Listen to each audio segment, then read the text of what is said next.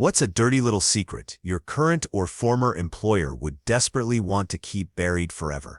Story 1. I work at a global brand coffee house in an airport.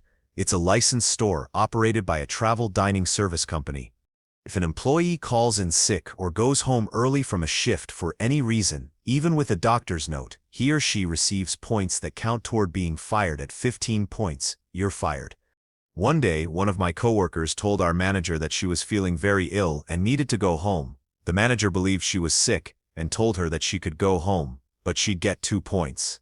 My coworker did not want the points, tried to tough out her shift, ended up passing out, hitting her head on a counter, and getting carried out of the store by paramedics, and received the 2 points anyway. This type of policy results in my coworkers and me coming to work with communicable diseases because we don't want to get penalized or fired. As a customer, I wouldn't want a side of pink eye, diarrhea, or strep throat with a fever along with my latte, and as a coworker, I don't want to catch something at work from sick people. In the past month alone, I've worked with a girl who had strep throat and a fever so high she was hallucinating, and another girl threw up twice in the back of the unit because she had the stomach flu with a fever. The throat girl called in sick but was asked to come in because we were shorthanded, and the stomach flu girl came in because she had too many points to call in sick. Before we continue, do us a quick favor, smash that like button and subscribe to support our channel. Story 2. I worked at a local restaurant where the owners were super big racists. Besides the constant black jokes, I remember 2 big instances of this. One morning, a big bus full of people pulls in. As anyone in food service can attest, this is always annoying as heck and unannounced, but it's money.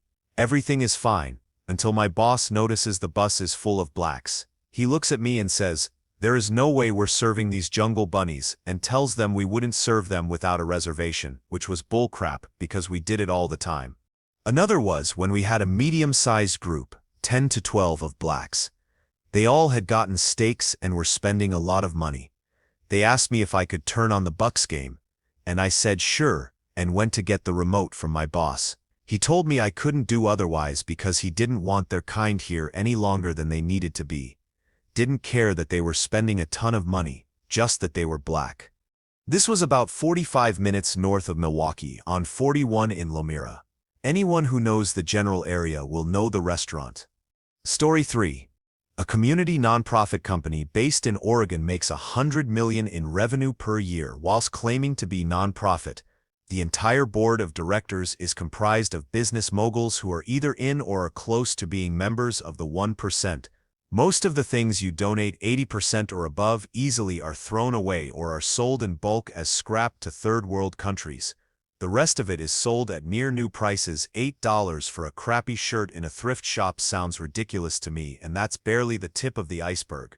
They treat their employees terribly, put forth anti-union propaganda, and use bullying, intimidation, and coercion to keep the employees in line. In my store, anyway, I've witnessed active discrimination, like firing a girl the day she announced her pregnancy, knowing she would be too poor to sue for anything. Sexism, racism, and harassment from the assistant manager and manager of the store I worked in. This was all reported, and nothing was ever done. If there was a person, male or female, that the AM or manager found attractive or disliked for whatever personal reasons they chose, that person would be either gawked at by the upper staff or derided by them in the office. That person would then either find themselves receiving preferential treatment or being given the worst jobs or maybe fired. They turn a huge profit from donated goods and provide little actual good to the community. They say they provide employment benefits to unhireable people, those with special needs. What they actually do is utilize government loopholes, allowing them to put special needs people to work for sub-minimum wage in situations where they don't have any choice. Living in group homes or care centers which they have deals with, they end up making $5 a day. I wish I were kidding about this, but I'm not. The only other tangible benefit I can actually see from this company is free English classes which they provide in Salem. As for their standard employees, they are given a competitive wage of minimum wage, and most aren't given full-time. They are given the 27 hours required to keep them part-time, so they are not eligible for benefits. I was scheduled for a 40-hour week while being on a 27-hour per week agreement. I worked for 40 hours for 6 months and yet was ineligible for health insurance. On this wage, I could barely make rent. I had $40 take home at the end of the month, after rent and before bills. And I survived because of food stamps. Oh, and when they do take on a full-time employee, they tend to find a reason to fire them just shy of the date when they'd be eligible for benefits. Yes, I saw this happen to a single mother of 2, no less. Do not give them your things. They are the lowest of the low. Story 4. I went to a Catholic high school, and as a student, I could tell you there were degenerates. The football coach and cheerleading coach were busted, getting it on in his office. A biology teacher was arrested for producing and selling corn of the students. My junior year religion teacher was by far the most degenerate. She used to encourage us to wait for marriage by telling us what she did with her husband. She literally said, "There's nothing like getting your cherry popped on your wedding night by your new husband." She also told us how she wrapped herself in saran wrap and tied a bow on it so when her husband got home he would unwrap her. She also wrapped herself in aluminum foil because she could exaggerate certain features and proceeded to quickly sculpt her parts out of some foil she had on her desk that was left over from her lunch. Story 5. I worked at a movie-based amusement park in Hollywood in their House of Horrors scare maze as a scare actor. The rules are we don't touch you. You don't touch us. Well, one guy decided to go against the rules, and when I scared him, he came at me swinging. I pushed him away from me. He complained about me touching him and got me fired, while they gave him a free pass to come back another day, and it's all on camera. I once had a guy push me into a planter, actually the prop dinosaur bush from Edward Scissorhands, and he proceeded to start punching me. I literally thought, if I swing, I'm fired. If I swing, I'm fired. If I swing, I'm fired.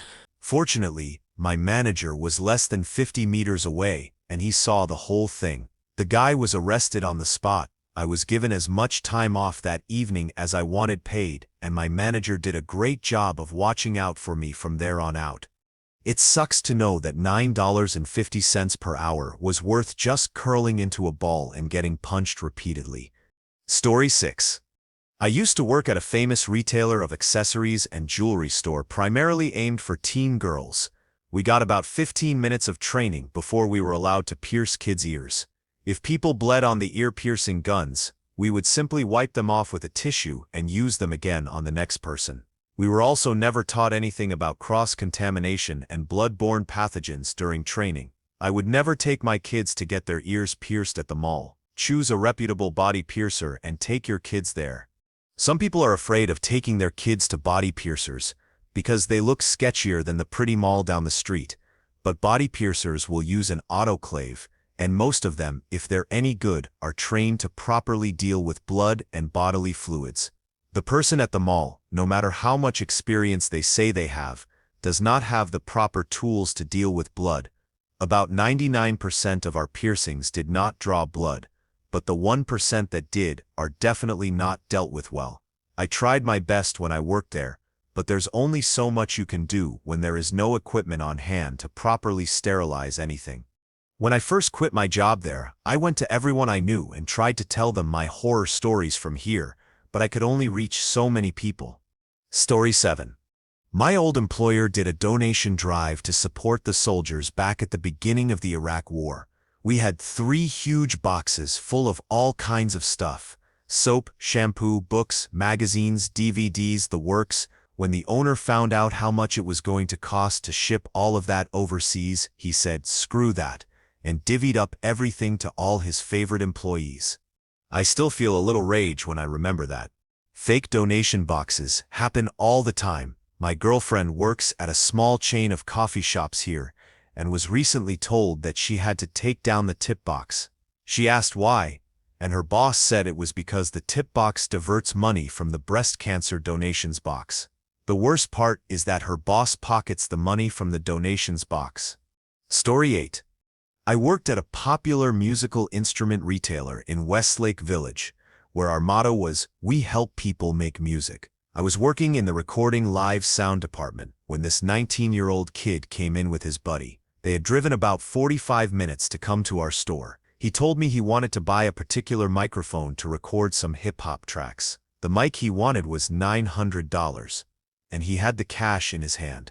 Impressed with his taste, as I'm ringing him up, I ask him what kind of studio setup he was running. Turns out he's using some crappy free software, and no real sound card, just the built-in one that came with his Dell. Pretty obvious the kid has no clue.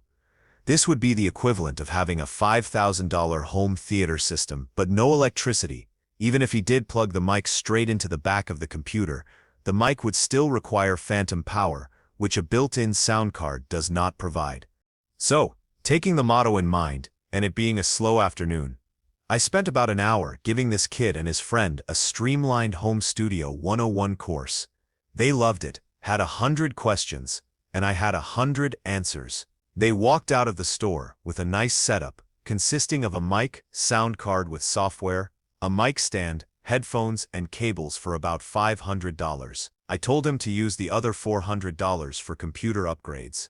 They must have each shaken my hand 5 times before leaving the store, and I felt like I had really just helped someone make music. It felt great. Later that afternoon, I was called into the office. Word had gotten to the GM that a kid walked in here with $900 ready to spend, and I spent an hour talking him out of it. I told him what happened from my perspective. But the verdict was in. I just cost the store $400. Don't do it again. I got fired a few weeks later for telling the GM that he was full of crap. This was 5 or so years ago, and I haven't spent a dime at that store since. Story 9. I worked at a pet store that sold puppies that were guaranteed to be from reputable breeders. Every dog there was a puppy mill dog shipped in on huge freight trucks from places like Kansas and other parts of the Midwest to central PA. We were not allowed to say anything to potential buyers. Most of these dogs came in horribly ill, and our boss would refuse to treat them at the vet. Many he let just suffer and expire. We also carried reptiles, and had one large alligator. He didn't like that we had to keep replacing the more expensive heating and full-spectrum bulbs needed for them, and would just use regular incandescent bulbs. The other employees and I took it upon ourselves to try and get medical attention and proper supplies for the animals. Usually that meant spending our own money out of pocket to care for them properly. Our boss was a sales-first kind of guy. If an 8-year-old wanted an iguana, our boss would tell the mom they stayed small and were totally a great pet for an 8-year-old. If it meant he would make a sale. Needless to say, the place was recently shut down after numerous complaints to Animal Control and the SPCA. Most of those calls to the SPCA came from me and other employees. We didn't want to quit because we all were covertly trying to keep as many animals as healthy as possible while sending photos and complaints and generally working to get the place shut down. Story 10. I used to work in a group home for mentally slow people. Blatant neglect of clients. Supervisors would do nothing about it. They even had stupid rules about neglect. Like for one person to get in trouble for neglect, everyone working that shift would be charged with neglect, which meant if you were working with 2 other people and they didn't care to check on the clients regularly, but you did, you'd end up doing all the work because you couldn't get them in trouble for neglect, unless you wanted to get in trouble too. I had to stop working, first shift, and eventually quit working there completely because I would come in at 6 a.m., immediately go into one of our clients' rooms, and every day he would have dry, crusty poop on him and be laying in a large, wet piss spot. I would ask third shift staff what the deal was, and they would always tell me it must have happened in the last 20 minutes. Poop does not get dry and crusty in 20 minutes. One time it went like this. I asked, when was the last time Bob was checked on? She hesitated before replying. I don't think he went at all last night. I clarified. That wasn't my question. I asked when he was last checked. She paused again, and then said, you'd have to ask the other staff. She didn't even know when the client was checked last, and I'd tell this to my supervisors, and they wouldn't do crap. All they'd have to do is start coming in at 5:15 and check Bob, but that would require them getting up early. I had a vendetta against one staff member for neglecting the clients. Tried for about a year and a half to get him fired. And then, about a year later, after 3 supervisors quit, they promoted him to supervisor. A person who blatantly neglected the clients was made a supervisor. Absolutely ridiculous. Story 11. As a former independent medical transcriptionist, I won't name individual hospitals because this isn't hospital-specific, but the vast majority of our sensitive medical records are outsourced to India for transcribing and housing to countries that do not have to abide by HIPAA laws, and they also happen to be countries that house insurance and credit offices, etc. Not only are our personal medical records transcribed and kept offshore, but they are also transcribed, typed from verbal dictation by people whose primary language is not English. You want to talk about medical errors in your charts? The things from which doctors make future decisions. Take a look at medical records transcribed by Indians or Pakistanis. It's horrendous. Incorrect drug names, dosages, afflictions, etc.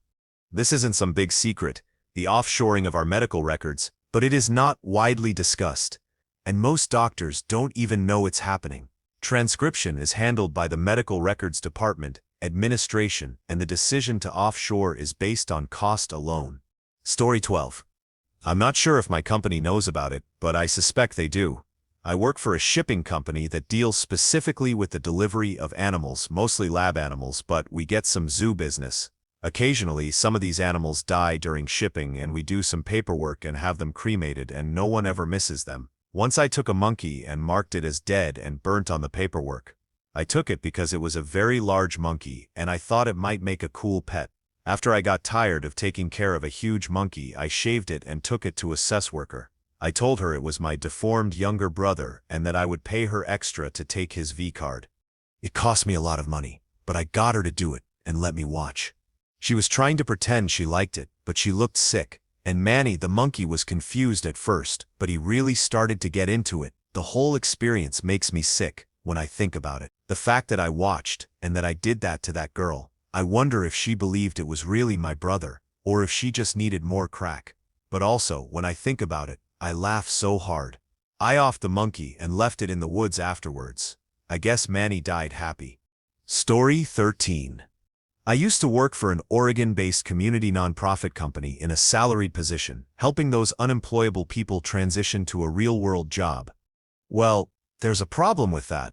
The state paid honestly decent money for the company to enroll them in their internal labor program. In fact, one person enrolled in the program could pay the wages of that person and 2 people to supervise while getting a few extra dollars off that state-paid wage. Typically where I was, there would be 20 to 30 people. The barrier to employment program was a cash cow for them. When I was there, the state was paying $40 per hour per consumer, and the supervisors for them were paid $10.20 an hour. There would be 2 people for those 30, and each consumer would work some 5 to 8 hours over the week, usually. Now, because they had to prove to the state they weren't just milking them for money, they would hire people like me to transition them to the real world. I was expected to get 3 interviews per quarter. That's it, not 3 place jobs, not 3 interviews per person per quarter, just 3 interviews. If we couldn't find them a job and have some kind of paperwork showing that we tried, we could convince the state agency to cart them right back to the company for more training. And having that salaried position was absolute bull crap. If I did the exact job they asked of me, I would have been literally working 3 jobs at 80+ hours a week for $25,000 per year. Not only was I the community liaison, but I had to find the jobs, train the consumers myself on their work hours on top of being in the office for mine, do all of the state-compliant paperwork myself, and I was expected to lie about hiring and interview dates so the company would get paid regardless of whether the consumer had a job or not. And as for the Comapney consumers, they're the ones who sort the items for the store. That's it, that's all they did at my location. Hang clothes on hangers and sort books to see what was good or bad. That was the training that was offered to them. No matter what their physical or mental capacity was, good or bad, they'd throw in things like computer training with early 90s Macs, or salvage a donated Dell so they could learn MS Office. There would be 1 computer for 30 people. There were work rotations where some consumers were given access to that computer.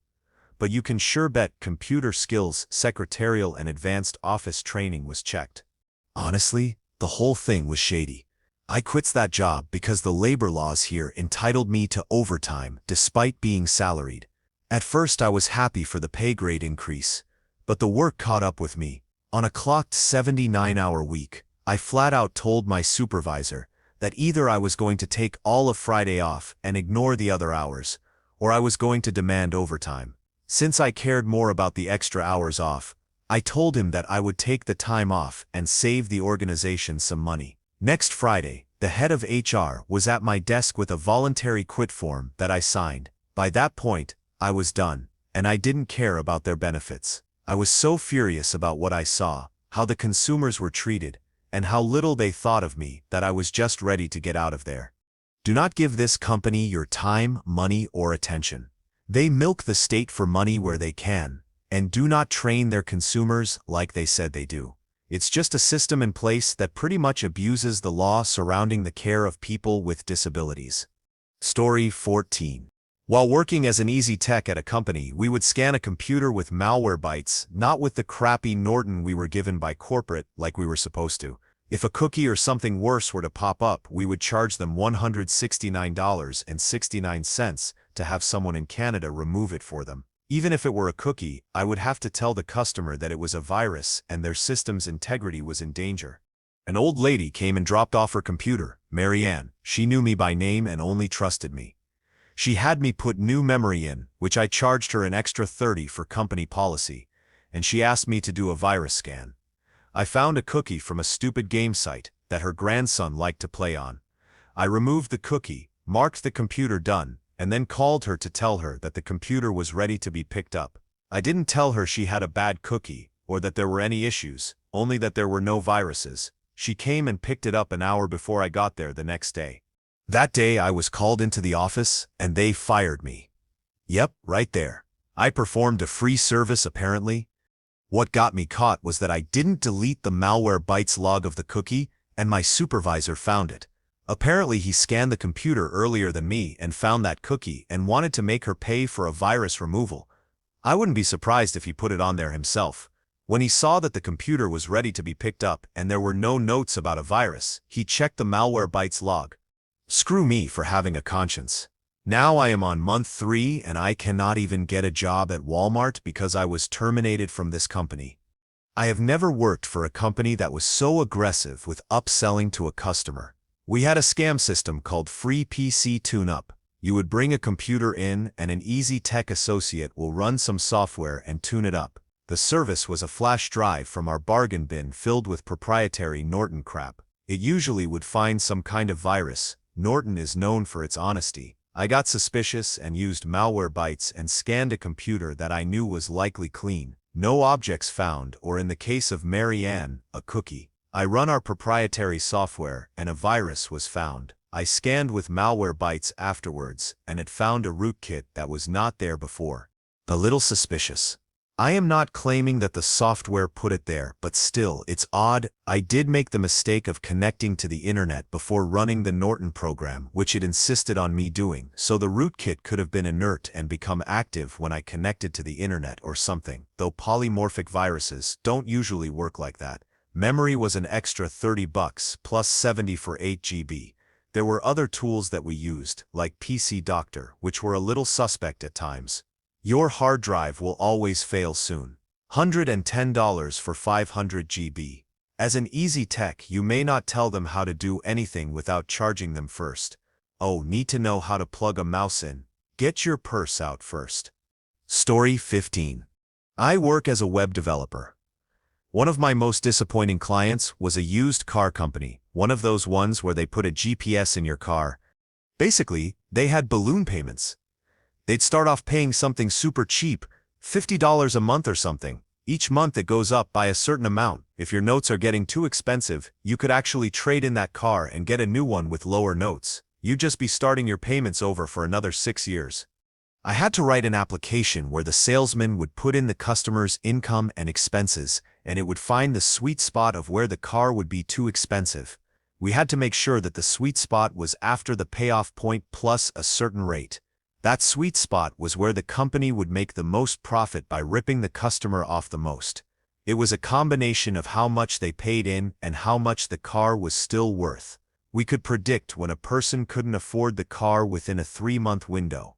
I felt horrible about it because I knew every one of the customers was going to get ripped off with it.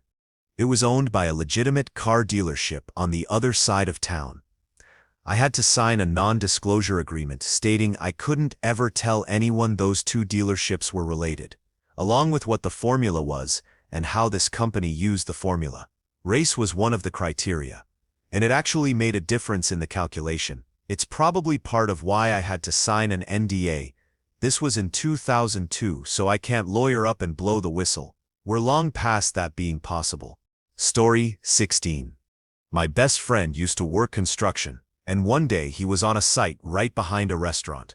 One day he sees a guy come out of the back with a ton of trash to throw in the dumpster, and then a huge vat of BBQ, sauce, soup, or something. He dumps it in the dumpster, and as he finishes, a manager comes out and yells at him for wasting it.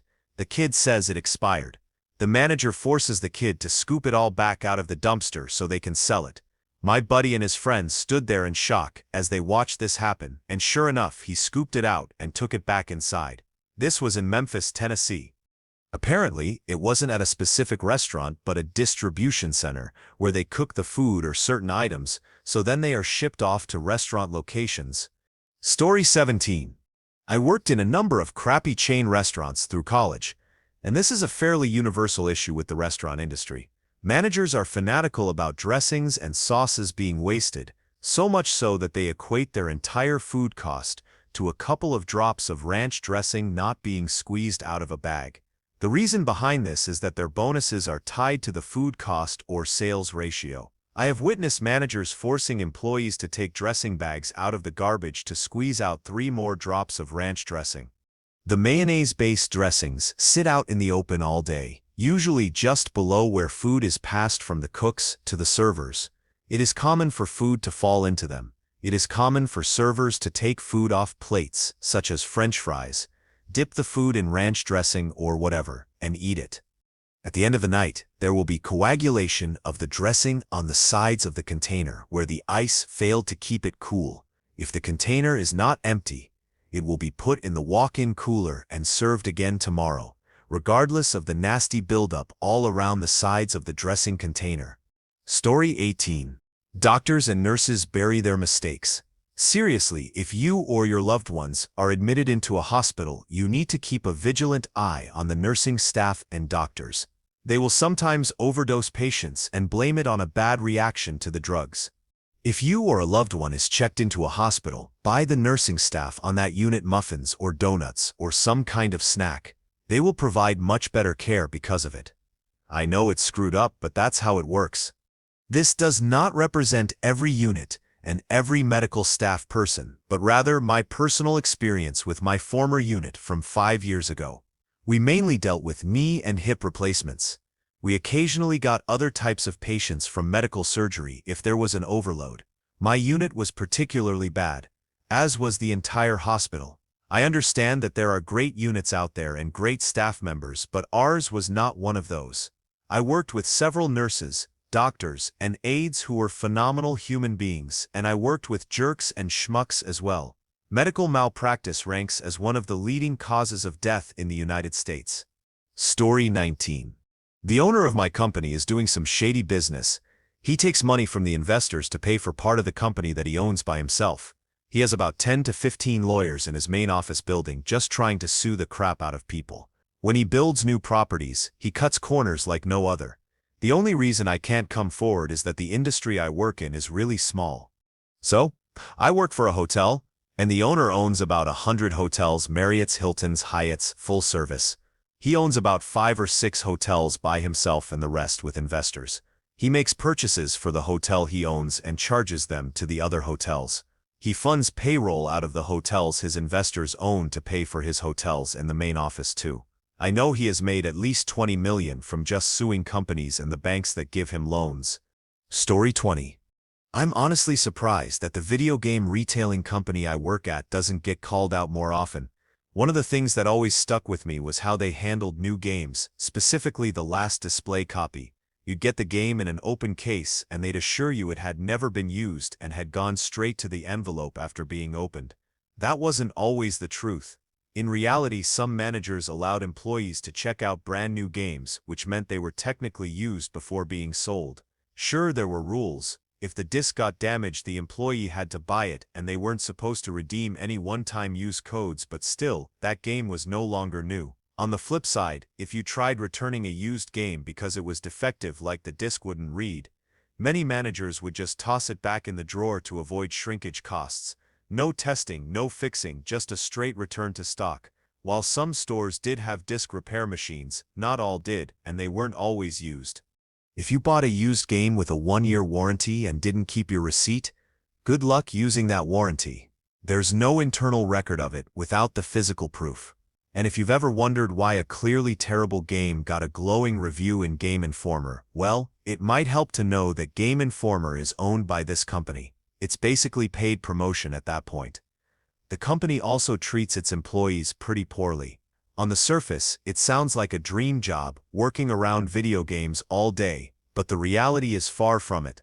The pay is terrible, and shady practices like manipulating sales numbers are rewarded, while being honest and calling out cheating can get you labeled a troublemaker. It's especially bad in low-performing districts, where genuinely good managers get pushed out for making everyone else look bad.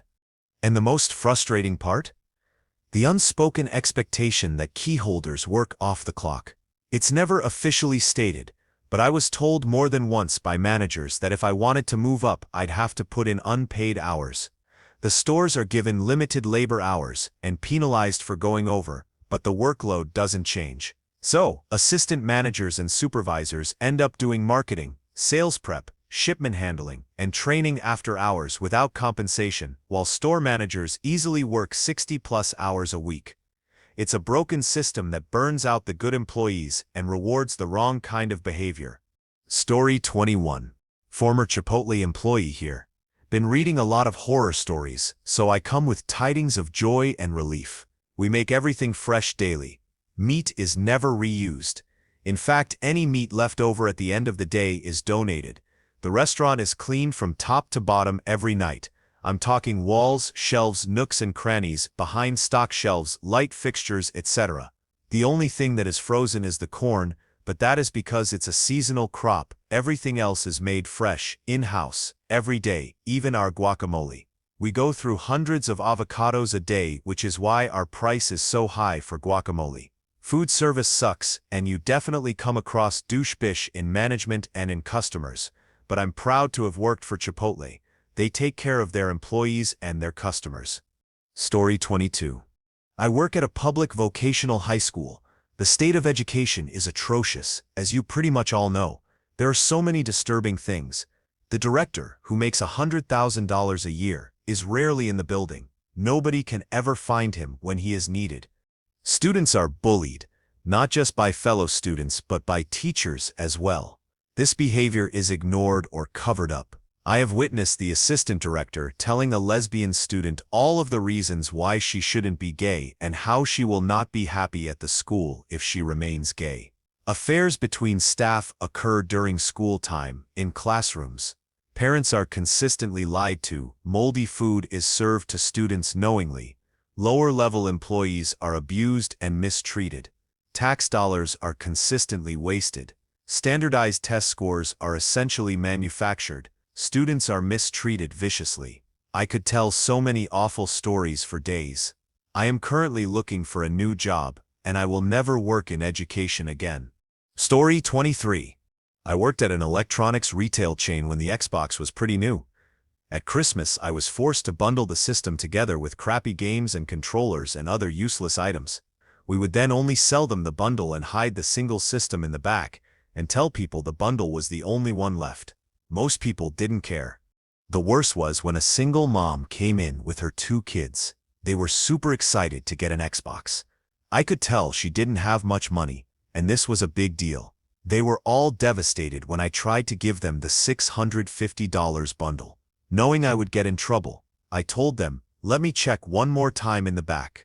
I happened to find one just for them. I took the heat when they tried to check out, but I did not care about it. Story 24.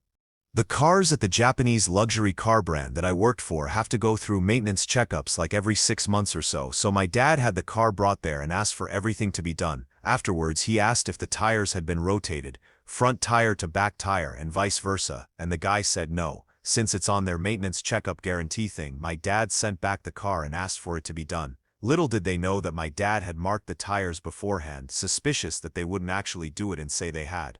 Bingo! When he got the car back, he looked at the tires, and lo and behold, they weren't changed. It's even funnier because the guy tried to argue with him and say they had, until my dad told them he had marked the tires. Story 25. I was a nurse at a long-term care center, that is, a nursing home. Staff are overworked, understaffed, and underpaid. Administration cares only about patients with money and who have the direct number to corporate. Families who complain get preferential treatment, while patients with no families may not get the specialty care they need, such as wound consults, medication reviews, or physical therapy. I was once scolded but not formally disciplined for telling a worker they must wash their hands between patients. The requirement for our social worker position is only a high school degree. Admissions promises incoming patients that they will have a 2-bed suite and that each aide only has 4 patients. In reality, they get crammed in tiny rooms with 2 to 4 beds. Each aide has up to 20 patients. The administrative office often attempts to make it appear that staffing is adequate for the corporate office by placing the same person on the same schedule 2 or 3 times. The patients often get told they cannot have extra food because the kitchen has run out. This does not apply to alert patients or patients with very involved families. When I requested a tray of food once, I was told that the kitchen would have to wait and see what came back on the trays that went out. I was furious. Story 26. I worked at an office supply store a few years back and eventually came to learn that almost every security measure that the store put in place to stop shoplifting was there just for visual prevention. The black globes that hung from the ceiling where cameras are normally hung were empty. Just being there was enough, by corporate standards, to prevent any theft. The other thing I learned was that the alarms by the door to leave the store, the ones that would shriek when you left with something that wasn't untagged, were just fakes. They were identical to the real ones and even had wires coming out of the bottom where they would attach to some sort of power source or alarm. The device was simply empty, and the wires would just end, cut off about 24 inches down the line. We were instructed to set them up and tuck the wires somewhere that made them look like they were real. The other one that surprised me was while I worked as a self-loathing minion in a Missouri-based bakery cafe chain. The owners of this particular franchise went to great lengths to make sure people were aware that the store recycled everything that it could. As such, we had a bunch of different bins for trash, plastics, glass, papers, and the like. People were pretty receptive to going the extra step or two to separate things out so we could keep the green initiative. At the end of the day, all the bins were emptied into the same dumpster in the back. The whole thing was a farce to pull in eco-conscious businesses. Story 27. My past employer at a popular electronics retail chain would not want you to know that when you send in a television for repair 90% of the time, the part gets replaced with a part stripped out of a television that was junked out, meaning broken beyond repair, and the parts were harvested from it. They would also not want anyone, or any of the manufacturers for that matter. They only now hire temp warehouse workers, some without high school diplomas, to troubleshoot and replace these parts in your television, so they squeeze revenue out of repair services normally budgeted to lose money. Since they took this approach, the quality of work they produce is horrendous. This is why I quit. I couldn't stand watching them make a mockery out of the electronics technician profession anymore and make all the experienced electronics tech veterans in the building look bad. Also, most of the current lineup of T.Vs, made by D&I 32-inch and smaller, are made by the cheapest Chinese manufacturer they could get. Some of them are the worst design imaginable and have constant problems. They break down over and over. Hope your warranty doesn't run out. They won't replace it for you most of the time. Story 28. At a major American telecommunications company, customer service has the ability to credit each call, not each customer, but each call a maximum of $250. No manager needed. We have what is called LTV, lifetime value, that shows up for each customer's account. It's a ranking of 0 to 5, with 5 being the best. It determines how good of a customer you are and takes into consideration the length of time you have had the account open, the number of lines, the amount you spend per month on your service, the number of features, etc. If you're a 5, customer service will bend over backwards for you to keep you. If you're a 0, you're a new customer. But if you're a 1, we will cancel your account on the spot the minute you threaten to cancel, since you do not make the company any money. 1s do not even rate a retention offer to save. It's not public knowledge, but reps see it immediately when you call in.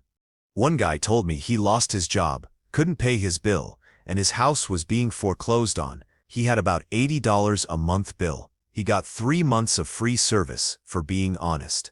The lady was yelling at me, calling me names, and saying we didn't send her a bill, and that she didn't make all those international calls. She still had a $500 bill. Story 29. I worked at a company that sells airplane parts to major airliners around the world. The FAA requires that every single part, no matter how big or small, be certified to the FAA 8130 form. But my old boss, who makes about $100 grand a month, is too cheap to send out the parts for inspection and new 8130s, so he just copies and pastes an old FAA inspector's name and number and makes new ones. Just remember that next time you're on a commercial flight. First, I haven't worked there in over 4 years. Second, I have reported this to the FAA 2 different times. Both times, I was asked which airliners he was selling to, what the part numbers were, and the previous history of the part. Old 8130 forms. I told them everything they needed to know, even the name of the FAA agent who was being defrauded. All they said to me was that there isn't enough evidence to start a proper investigation. I mean, there isn't much more I can do besides breaking into the office and finding the files with the part number and fake 8130 forms. Trust me when I say I tried. This is a small company with only 3 to 4 employees. He has contracts with mostly South American airliners. He does this only to specific parts that are really hard to find, and sometimes 1 or 2 in the world. All of the parts have been rebuilt, and some certified, but some are from Europe or Asia, so they need another 8130 and some paperwork. This is where he gets cheap. He doesn't want to send the part out or have somebody come in to look at it, test it, and give him new paperwork. None of these parts are major mechanical parts of the plane. I haven't worked there or in any other air support business in well over 4 years, so I have no idea who he still does business with. Story 30. I worked at an outdoor gear retailer in Nebraska, and their shipping charges are based on item cost. You can buy a $100 deer stand that weighs 90 pounds, and it'll cost you less to ship than a 2-pound camera. Also, keep your receipt, as you can return anything there at any time because the managers are so scared of losing their jobs. You can go buy something for the hunting season, go use it, then return it months later, just by saying it didn't live up to your expectations. If they balk, threaten to complain to corporate, and they'll do it. If not, complain to corporate, and then they'll do it. It goes without saying to stay away from their credit card, but every person they get to sign up for it. Visa gives the company $300 pure profit. At least that's what the amount was when I worked there years ago. They care more about signing people up for that credit card than selling you anything else in that store because it's 100% profit, which is why you get attacked when you walk in the door and by every employee you talk to. The easiest way to avoid the conversation: just tell them you already have one, and all pitch lines stop. Story 31. I used to work as a correctional officer in the mental health unit of a state prison. Pretty horrible place. It's the only one in the state with a death row, and most inmates had to have 20+ year sentences or highly publicized crimes to end up there. Anywho, there were a number of instances that would constitute a use of force team being formed, like cell extractions and force meds. When one happened, the commanding officer would always be videotaping the incident to ensure no brutality occurred, in case an inmate wanted to sue the state. However, the team was called in for a more personal matter, like an inmate assaulting staff or gassing someone, or if they actually managed to harm someone on the team, there would often be a mysterious camera malfunction, during which it became a full-on brawl. It was understood during these times that the inmate would not get in trouble further for fighting back, and the officers would not seriously injure the person. But it was sort of like a green light to swing out those frustrations. In hindsight, that was pretty screwed up. Story 32. I work in the video game industry. First of all, for all new people looking to get in, do not bother unless you are an absolute prodigy. have won awards for your indie student work, or don't mind being at the bottom of the barrel in QA, which you will be pigeonholed into. Secondly, we all got into it wanting to be creative and follow our dreams, etc. That gets burnt out of you very fast. It is all about the money, and you are discouraged from ever bringing up salary because there is a mentality of if you don't do it, we have literally 1,000 people waiting to take your place. Everything is strategized around what sells, with the social games industry seriously trying to employ the shadiest techniques you can imagine. There are exceptions, but they are few. Story 33. At a community Christian association where I worked, has useless aquatic management and hires inadequate kids as lifeguards. If you're a parent, you better not take your eyes off of your kids if you go for a swim because the guards sure as heck aren't watching them, and even if they were, they wouldn't know how to save them. I agree that lifeguards are not babysitters, and I reminded the parents of this fact almost every shift I worked. Unfortunately, the average parent who frequents the Y has about as much common sense as a wet noodle. I was particularly frustrated with our lack of standards training, as I had been to other associations in my province that were seriously on the ball. Also, I worked for my city's pools as well, and they took lifeguarding so seriously, which I endlessly respected. Story 34. In a wireless customer service I worked at, we were told to begin negotiations for a deserved credit to the account by lowballing the customer and to never go over 50% of what they actually deserved. Premium messaging was added at random to accounts or carried over via recycled numbers to new customer accounts. We were told not to mention it if we saw it on the account, but since it was just a summer job, I mentioned it literally every time. With 60 to 100 calls a day, I never found a customer who wanted them. You know those surveys at the end? They usually have 3 or maybe 5 parts. If you answer negatively to one of them, the customer service rep gets less pay, even though they just want the policies changed to be as favorable for the customer as possible, and less getting yelled at 60 to 100 times a day. It's just a way to keep pay rates low and has nothing to do with policy changes. So, if you really want to stick it to VZ, you should always answer positively on those. If you saw the inside of the cube world, you would say, a sweatshop. As a matter of fact, at ACS, where I worked in Anderson, for 300 or so employees, they average about 2 ambulances a week, being safe with that estimate. I assumed it was just due to stress, but since computers, keyboards, and headsets are shared, it could be any number of illnesses. This job had 5 weeks of training, 2 days with devices, so I would only use it as a 5-week buffer while applying to other jobs if I had to do it again. Story 35. I worked for a tool company that was a subsidiary of popular drill companies. This company made tools that drill and refine metal from thin aluminum to steel girders. The company made 2 strengths of material, high-speed steel and cobalt-reinforced steel, the latter being the stronger of the two for working with denser and harder metals to prevent the tools from shattering and putting people at risk of serious injury. The cobalt steel tools, because of the higher quality and strength, were naturally sold at a higher price. We were short on the cobalt steel materials. Instead of putting them on back order for the customers who ordered them, I heard the plant manager tell the manufacturing floor supervisor to just etch the high-speed steel tools to be labeled as cobalt-reinforced, since the two were virtually indistinguishable at a glance. I cringe to think of what kind of horrible industrial injuries resulted from this underhanded move. Story 36. I work at a for-profit school that constantly brags about the incredible resources we offer to students and faculty, everything from one-on-one support to personalized guidance. On the surface it sounds great, but in reality it's all driven by money and the need to protect the school's corporate interests. Student services will relentlessly chase after anyone whose grades are dropping or who starts missing classes, not necessarily out of concern, but because keeping students enrolled means continued tuition payments. Financial aid is just as aggressive, pushing students to complete their paperwork and loan forms as quickly as possible so the school can lock in that money the moment classes start. Admissions reps are notorious for their pushy, overly friendly tactics, sweet-talking potential students into enrolling. And even after graduation, or if someone drops out, there are still people who will follow up if you're late on loan payments, offering options like forbearance, just so the school's loan default rate doesn't spike. To be fair, some students genuinely appreciate the constant support, especially when compared to more traditional schools where getting help can be a challenge. But at the end of the day, the entire system is designed to keep students on the hook and money flowing in. Story 37. Back in college, I was part of the student newspaper staff, which gave me a front-row seat to some pretty eye-opening stories about the institution.